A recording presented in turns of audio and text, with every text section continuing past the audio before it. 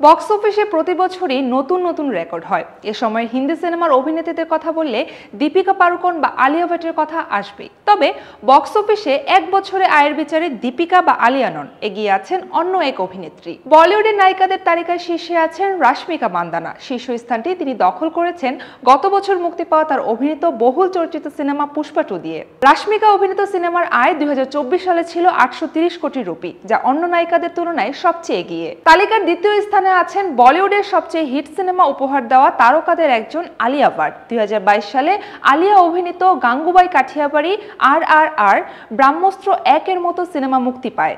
আলিয়া অভিনীত সিনেমাগুলোর আয় 660 কোটি রুপিরও বেশি।